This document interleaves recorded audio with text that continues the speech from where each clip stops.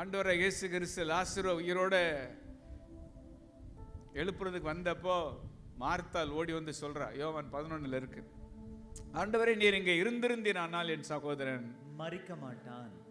இப்போ ஒன்றும் பிரச்சனை இல்லை, நீ தேவனிடத்தில் கேட்டுக்கொள்வது எதுவோ அதை அவர் உமக்கு தந்தருளுவார் என்பதை நான்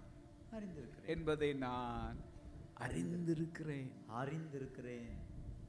ஐ நோ. உடனே ஆண்டவர் சொல்றாரு, உன் சகோதரன் உயிர் தெழுந்திருப்பான். ஆமென். உடனே அவ அடுத்து என்ன சொல்லுவா, ஆமா ஆமா கண்டிப்பா உயிர் தெழுதல் நிகழுகிற கடைசி நாள்ல அவனும் உயிர் தெழுந்திருப்பான் என்பதை நான் என்ன செய்திருக்கிறேன், அறிந்திருக்கிறேன். அங்கே என்ன, இட்ஸ் ஒன்லி நாலேஜ். எஸ். தேவனை குறித்து எல்லாருக்குமே அற்புதம் செய்வாரு அப்படிங்கிற அறிவு இருக்கா? இருக்கு. ஆனா எனக்கு செய்ய வல்லவர் அப்படின்னு சொல்றப்ப அது என்னவா மாறிடுதுன்னா ஃபெய்த்தா மாறிடுது. ஃபெய்த். ஆமென். அல்லேலூயா. அல்லேலூயா. சும்மா நாம வேதத்தை வாசிக்கிறதுனால எல்லாம் நமக்கு ஃபெய்த்ல என்னன்னா வராது.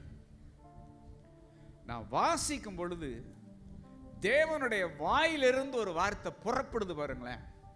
Rhema word from God. Rhema always come straight. Yes. அது என்ன சுத்தி வளைச்செல்லாம் என்னன்னா வராது, ஸ்ட்ரைட்டா தான் வரும். ஸ்ட்ரைட்டா சொல்லுங்க. ரேமா நேரா தான் வரும்.